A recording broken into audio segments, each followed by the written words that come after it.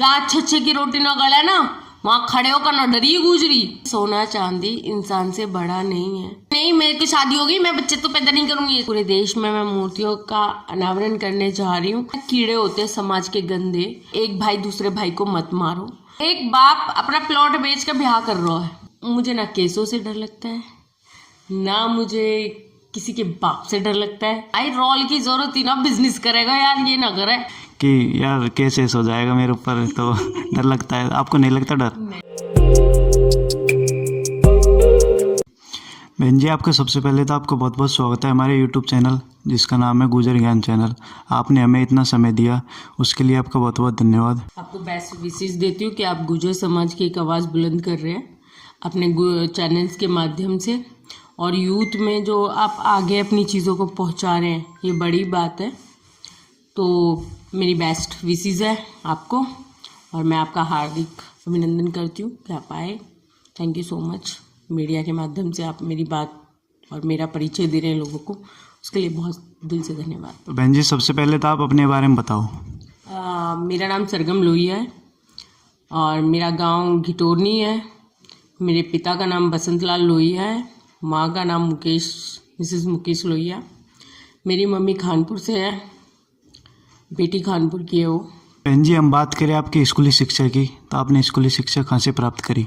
देखिए, मेरी स्कूली शिक्षा तो घिटोरनी से ही हुई, KS मॉडल पब्लिक स्कूल, जो कि मेरे ताऊ जी का ही है, जगदीश लोहिया का। बहन जी, हम बात करें गुजर समाज का कोई भी मुद्दा होता है तो आप उसमें चढ़ बढ़ के हिस्सा लेते हो, तो आपको डर नहीं लगता कि मेरे खिलाफ कोई कानूनी कार्रवाई हो जाएगी? होता है ना अभी आदमी में कि यार कैसे हो जाएगा मेरे ऊपर, तो डर लगता है। आपको नहीं लगता डर? नहीं, ऐसा है। देखिए, ये तो यहाँ की बात है, मैं तो महाराष्ट्र में न डरी भाई, क्या केस तो महाराष्ट्र में लगवा के बैठ गई हूँ। और मैंने ना, पहले मैं बहुत सीधी लड़की थी। आप मेरे घर में, परिवार में, रिश्तेदारी में, यहाँ तक कि बॉम्बे में भी पूछ लेना किसी को, जब जाने का मौका मिले मेरे साथ, मेरे भाई यार से पूछ लो, मैं इतनी सीधी लड़की थी। कोई मेरे से जोर से बात करता था तो मैं रोने लगती थी, ठीक है। आज ये लोग उल्टा बोलते हैं आज यूँ चिल्लावे हम रोने लगे हैं। तो मतलब कैसा कि वक्त के साथ, हालात के साथ आपका दर्द और आपकी ज़बान दोनों बदल जाते हैं, है ना। सिखा देते हैं वो जो दुनिया के थप्पेड़े आपके गाल पे पड़ते हैं ना, तो बहुत कुछ सिखा देते हैं आपको। तो मुझे डर लगना बंद हो गया। जो मेरे साथ हादसे हुए, उन्होंने मौत से डरना छुड़ा दिया मेरा, और मैं न्याय के लिए लड़ने लगी, गलत के लिए लड़ने लगी। तो मुझे ना केसों से डर लगता है, ना मुझे किसी के बाप से डर लगता है। बाप का मतलब समझिए, जो ये बोलता हो कि भाई मैं सबसे बड़ा बाप हूँ, गुंडा, तो ना, तो मेरे को उनसे डर लगता है। देखिए, मरना इंसान को एक बार है, दोबारा तो जिंदा होएगा ही ना हो, तो मरना है। और जब मौत ऊपर वाले ने लिखी नहीं है तो किसी के बाप में ताकत ना जो तो मार जाए। और मेरी कुंडली में तो लिखो ही है क्या, तो 12 साल की उम्र की, नहीं मरी तो इतिहास लिखेगी। तो जब इतना मैंने वो चीज़ें आजमा ली कई बार, तो मेरे साथ ऐसे कई वाक़या ही हुए हैं, तो मुझे डर नहीं लगता इन चीज़ों से। केस लग रहे तो केस भी इंसानों पे लगते हैं, केस से क्या डरेंगे। पहले जो इन्होंने देश के लिए, आज़ादी के लिए लड़ाई लड़ी, तो उनके तो उंगलियां काट दी गई, सर कलम कर दिए गए। तो ये तो कुछ भी नहीं है जो हम लड़ रहे हैं अपने न्याय के लिए, अपने समाज को बचाने के लिए। तो उन्हीं के वंशज हैं और उन्हीं का खून है हमारे अंदर। तो क्रांति का नाम दिया है धन सिंह कोतवाल, आपको पता है, इतना महान रहा जिसने हिंदुस्तान की 57 उसकी लड़ाई लड़ी है हिंदुस्तान, हाँ 1857 की जिन्होंने लड़ाई लड़ी है। और अपनी वीरंगना राम प्यारी गुजरी ने मुगलों को खदेड़ के मारा, तो हम उन्हीं के वंशज है। धौला गुजरी देख लो आपने, जितनी भी हमारे समाज में से निकले हैं, तो वो महान हस्ती। और इस देश के लिए सबसे बड़ा नाम जो आता है, सम्राट मीर भोज, दादा मीर भोज सम्राट रहे हैं हमारे। तो हम वंशज किसके हैं ये सोचो, तो हम डरेंगे? नेवर। तो बहन जी, जो आपकी लड़ाई हो रखी है गुजर सम्राट मीर भोज जी को लेकर, तो आपको क्या लगता है कि वो सफल हो पाएगी, नहीं हो पाएगी? देखिए, तथ्यों की लड़ाई है। अब ये लड़ाई हमारी नहीं रही, ये लड़ाई कोर्ट में जा चुकी है। और कोर्ट से बड़ी चीज़ें, कहते हैं ना कि भाई न्यायपालिका है, न्यायपालिका का जो भी डिसीजन होगा हम मानेंगे।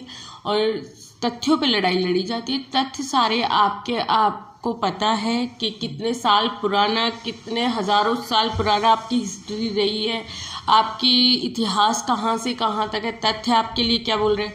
आज आप देख लो क्या हुआ अयोध्या में, तथ्य बोले ना, मंदिर निकला ना, राम जी आए ना, तो आप भी शांति से बैठ रहे। तथ्य बोलते हैं और सच सबके सामने आता है। और रही, मैं इनको भी एक मैसेज देना चाहती हूँ अपने राजपूत भाइयों को, भाई हम एक ही बाप की औलाद है, हम क्यों लड़ रहे हैं समझ में नहीं आ रहा है। लेकिन हमें यह है कि हमें मिसअंडरस्टैंडिंग बहुत ज़्यादा है। ये बोलते हैं, कई चीज़ें ऐसी बोल देते हैं, भाण बेटी के लिए गलत बोल देते हैं। तो मैं उन भाइयों को भी समझाना चाह रही हूँ, भाई इज्जत थारी है, इसे खराब करोगे जब भी थारी है, इसे दबाओगे जब भी थारी है। तो उनके लिए भी कहना चाहती हूँ कि ना तुम डरे ना डरें और ना दबे ना दबें। सच अपने आप, तथ्यों पे बात होगी, तथ्य सबके सामने आ जाएंगे। जो इतिहास है उसे कोई दबा नहीं सकता। तो हम उन्हीं का, न्यायपालिका का इंतज़ार कर रहे हैं कि वो रिजल्ट दें। उनके सामने तथ्य धरे गए हैं, जो भी हमारी हिस्ट्री रही है, और दोनों समाज बैठ के अपनी चीज़ों को क्लियर करें। बहन जी, एक मैंने आपकी एक वीडियो देखी थी, दादरी की थी शायद वो, तो उसमें आपको पुलिस गिरफ्तार कर रही है, तो वहाँ पर क्या मामला हुआ था? वहाँ पे मामला कुछ नहीं था। देखिए क्या होता है ना कि जब कोई चीज़ें होती है, समाज की चीज़ें हो रही थी, मीर भोज का प्रकरण हुआ था, तो उस पर कुछ टिप्पणी हुई थी कि भाई नाम हटा दिया।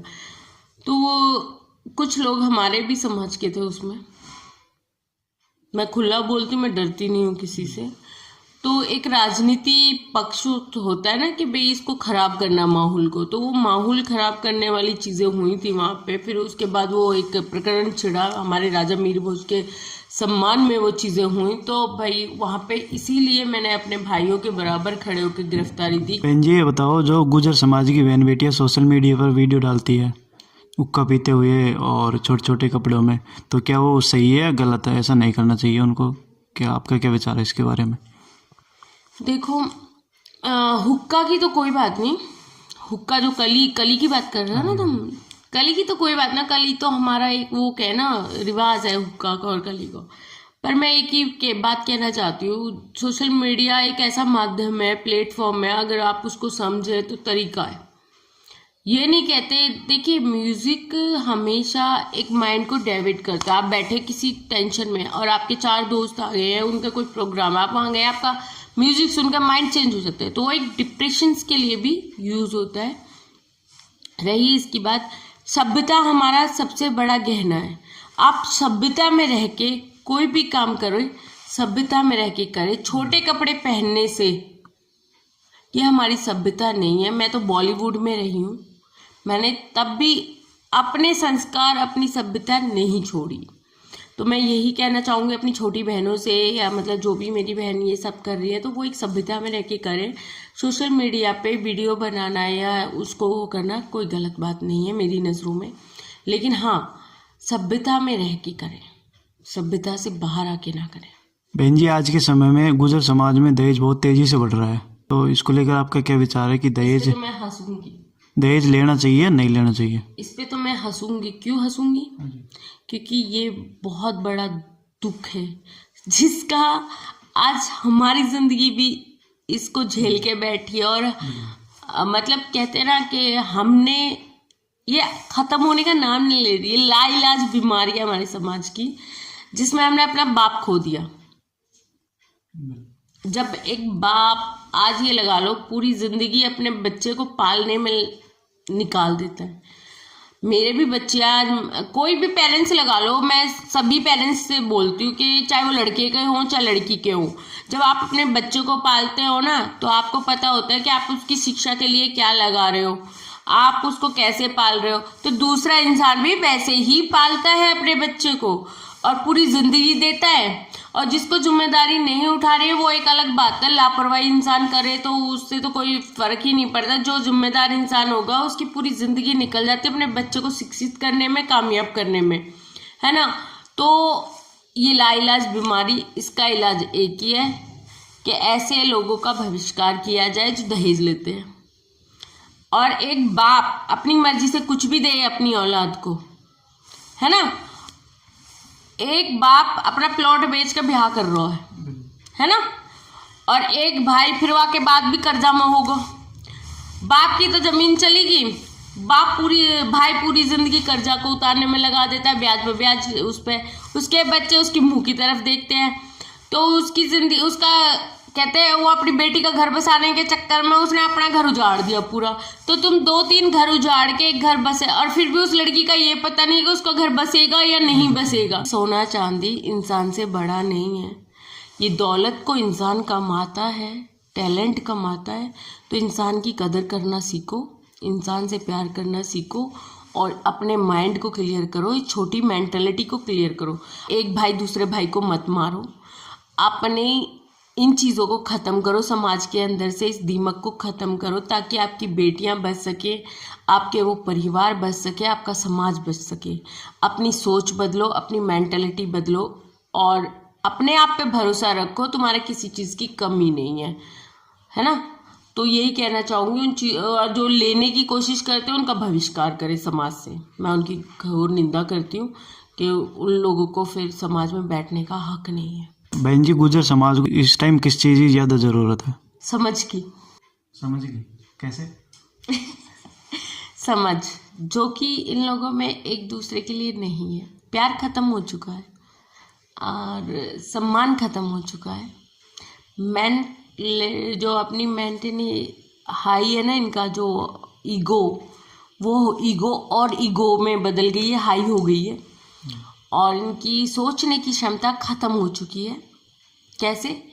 क्योंकि पैसा, पावर कुछ लोगों के पास है, सबके पास नहीं है ना। तो अब वो कुछ लोगों के चक्कर में वो कुछ लोग ऐसे हो गए ना कि ये हमारे नहीं आया, हम क्यों जाइए, होएगा अपने घर को या क्यों। तो वो जो यूनिटी है ना वो ख़त्म होती हुई जा रही है। वो एकता जो आपकी है ना समाज के अंदर, वो ख़त्म होती जा रही है। जब आपकी एकता ख़त्म हो जाएगी, प्यार सम्मान ख़त्म हो जाएगा, जो आपका एक दूसरे के लिए प्यार था ना, जैसे बोलते थे गुजर की 100 कोस की माँ एक है, तो वो 100 कोस की माँ के बीच में दीवार आ गई है। तो वो चीज़ें हो रही है हमारे समाज के अंदर कि मैं आ गई है, मैं रावण की भी नहीं रही। तो ये चीज़ें खराब करी। कुछ हमारे ऐसे गंदे तत्व आ गए हैं, कुछ ऐसे सोशल मीडिया पे लोग आ गए हैं जो बहन बेटी ने भी गंदी गंदी गालियाँ दे रहे हैं और गंदा गंदा बोल रहे हैं। तो वो उनकी मेंटलिटी गंदी है और सोच गंदी हो गई है लोगों की। तो पहले सोच गंदी नहीं थी हमारे समाज में, अब सोच गंदी हो गई है हमारे समाज में ना। तो वो सोच को बदलना बहुत ज़रूरी है, मेंटलिटी को बदलना बहुत ज़रूरी है और एक दूसरे से प्यार करना बहुत ज़रूरी है। तो ये जब तक प्यार नहीं वापस आएगा तब तक हमारे समाज में यूनिटी नहीं आएगी और यूनिटी आना बहुत ज़रूरी है। ताकत अपनी तुम लोग जब तक नहीं दिखाओगे तुम्हारी कहीं भी पूछ नहीं होगी। मैं खुला चैलेंज के साथ ये बोल रही हूँ कि जब तक आप अपनी यूनिटी और अपने प्यार को, अपने चीज़ों को नहीं दिखाएंगे तब तक सही के लिए लड़ो, गलत का साथ मत दो। हम ये नहीं कहते कि गलत का साथ दो, आप गलत का साथ मत दीजिए, सही के लिए तो लड़िए, जो आपका हक है उसके लिए तो लड़िए। तो बस यही कहना चाहूँगी अपने समाज से कि यूनिटी की तरफ ध्यान दीजिए और गलत और सही को पहचानिए, उसमें से सही लोगों को बाहर लेके आइए, जो आपके समाज के लिए निस्वार्थ होकर काम कर रहे हैं उनको सम्मान दीजिए, आगे लेके आइए। तो बहन जी, हमारा अगला सवाल है कि जो ग्रामीण क्षेत्रों में बाल विवाह हो रहे हैं, तो उसको लेकर आपका क्या विचार है कि बाल विवाह सही है या गलत है? बिल्कुल गलत है। देखिए, बच्चों को पता भी नहीं होता किसकी शादी किसके साथ हो रही है। जैसे कि मैंने अभी आपको अपनी कहानी बताई, तो मुझे भी नहीं पता था कौन दूल्हा है क्या है। तो ये गलत हो रहा है। पहले होता था लेकिन अब नहीं होना चाहिए। आज का क्या है कि ना, आज पढ़े लिखे लोग हैं, फिर उनकी ज़िंदगी ख़राब हो जाती है, उनके साथ उनके बच्चों की लाइफ स्ट्रगल करती है। कोई इंसान तो स्ट्रगल कर सकता है लेकिन हर कोई स्ट्रगल नहीं करता। कहीं कहीं इंसान की हिम्मत टूट जाती है ना। सारी जिम्मेदारी, फैमिली की जिम्मेदारी उठाना बहुत मुश्किल होता है, कोई स्ट्रांग होता है। मैं यही कहना चाहूँगी कि अपनी ज़िंदगियों को, फिर वो लड़की आके वहाँ पूरी ज़िंदगी बैठ रहती पेरेंट्स के घर पे, या मतलब ये है वो जो बाल विवाह, या फिर कोई हादसे में लड़के को कुछ हो गया तो लड़की पे तो स्टैंप लग गया, उसकी पूरी लाइफ खराब हो गई। तो जब आप अपने बच्चे को पढ़ाओगे, होनहार करोगे, तो उससे आपकी घर की स्थिति भी ठीक होगी, आपका बच्चा सक्षम भी होगा और वो अपना जीवन साथी अच्छा चुन सकता है, उसके बच्चों की लाइफ भी स्टेबल होगी और वो अच्छे से अपनी ज़िंदगी को जी सकता है, अपने बच्चों की ज़िंदगी को जी सकता है। तो मैं यही कहना चाहती हूँ कि बाल विवाह की थिंकिंग तो बहुत गलत है, इसको ख़त्म कर दो। बहन जी, हमारा अगला सवाल है कि आपका गुजर महोत्सव को लेकर क्या विचार है? गुजर महोत्सव होना चाहिए अगली बार भी या नहीं होना चाहिए? हाँ, ये सवाल आपने बहुत अच्छा पूछा कि गुजर महोत्सव होना चाहिए कि नहीं।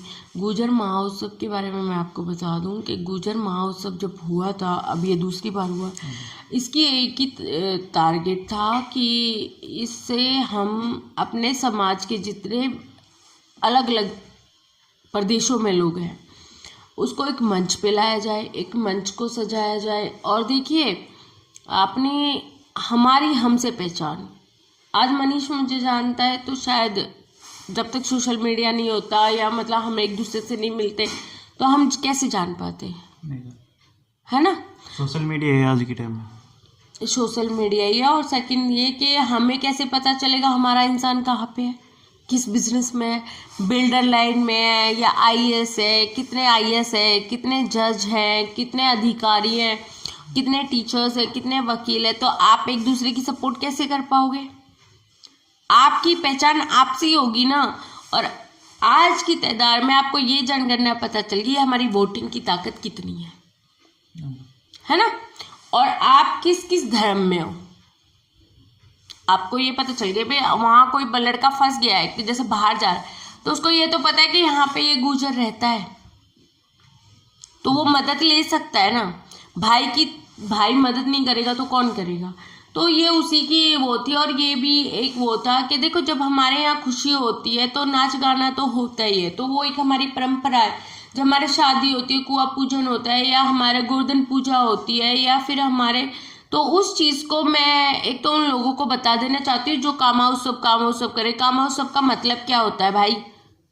उस वर्डिंग को तो जज भी नहीं ले सकता, परमिशन नहीं है। और आप 3 साल के बच्चे को भी गंदी वर्डिंग से यूज कर रहे हो, उसको बोलते हैं ओरल रेप्स। लॉ के बारे में पता नहीं है तो लॉ, मैं इतनी पढ़ी लिखी नहीं होने के बाद लेकिन कानून के बहुत लड़ाई लड़ी है तो अच्छे से पता है कि उसको क्या बोलते हैं, है ना। तो इन लोगों की मेंटालिटी बहुत गंदी और छोटी है। देखिए, वहाँ पे 12 लाख लोग आए, है ना। पर पर्सन जितना गुजर महोत्सव का खर्चा हुआ वो 6 रुपये आता है ना। 6 रुपये की एक चॉकलेट नहीं आती आज। हाँ, चॉकलेट ही 10 रुपये की है ना। और जब आपने देखा होगा, काफी सारी वीडियो देखी होगी, कितने लोग खुश थे, ओ मेरे स्कूल के टाइम का दोस्त मिल गया, ओ मेरी वो पुरानी वो मिल गई, मेरी ये मिल गई, मेरी फैमिली मिल गई। आप लाखों रुपए भी खर्च कर लो ना और हज़ारों रुपए भी खर्च कर लो, वो खुशी आपको नहीं मिलेगी। मैंने दुनिया देखी है। लेकिन आपको महज 10 रुपए के अंदर अंदर वो सारी खुशियाँ वहाँ मिल रही हैं, बड़ी बात नहीं है।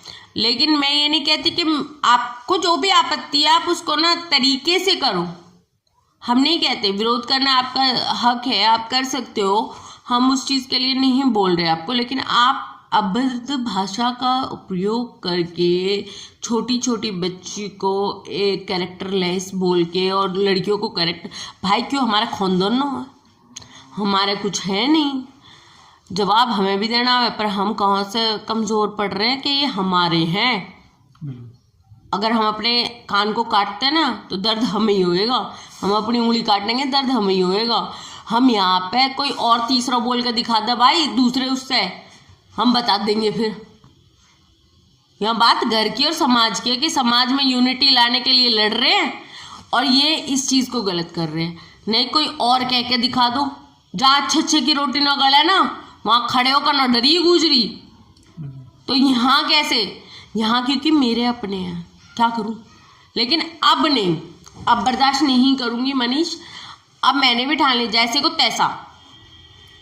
इन्होंने गलत बोला है तो इनका जवाब, ईंट का जवाब पत्थर से देने के लिए मैं तैयार रहूँगी अब। क्योंकि जब तक हम किसी गलत का विरोध नहीं करेंगे, मैं लड़ाई किसके लिए लड़ रही हूँ समाज में, इसी चीज़ की लड़ाई लड़ रही हूँ ना। तो मैंने सोच लिया, टारगेट बना लिया कि गलत का हम विरोध करेंगे ज़रूर। और गुजर महोत्सव ने एक पहचान दी है अपने समाज को, उसमें कुछ गलत नहीं हुआ। आपको ये है कि म्यूजिक से प्रॉब्लम है, ये नहीं देखा कि वहाँ मुगदड़ का प्रोग्राम हुआ, वहाँ 1857 धन सिंह कोतवाल की कहानी पे प्रोग्राम हुआ, वहाँ नाटक हुए, वहाँ धौला गुजरी का किस्सा बताया गया है ना, वहाँ पे दहेज के लिए बोला गया, बहुत सारी चीज़ें हुई, अपनी मातृशक्ति का सम्मान हुआ, कितनी लड़की हमारी उसमें चली गई है, कितनी लड़की डॉक्टर्स है, कितनी लड़की वकील है। फैशन शो में जो लड़कियों ने अपना वो किया, आपको पता है निर्मल, जिन्होंने इंटरनेशनली अभी उसका वो किया है ना, वो लड़की कोई छोटी मोटी तो थी नहीं। अगर फैशन कपड़े तो तुम्हारी दुल्हन बनते हैं जब कपड़े पहनते नहीं पहनते, सभ्यता के कपड़े पहने हुए थे उन लोगों ने। हाँ, और कोई इसमें वकील थी, कोई टीचर्स थी, कोई कुछ थी, कोई कुछ थी, सब अपनी जगह, कोई बैंक में मैनेजर थी, अपनी जगह बहुत सक्षम लड़कियां थी सारी। तो देखिए, नारी का सम्मान करना सीखो। मैं एक ही बात बोलती हूँ कि भाई, उन्होंने ना तो कोई अनसभ्यता के कपड़े पहन रखे थे और न ही वहाँ कोई ऐसी जहलात वाली चीज़ें हुई, न तीसरे समाज ने आके वहाँ पे कुछ किया।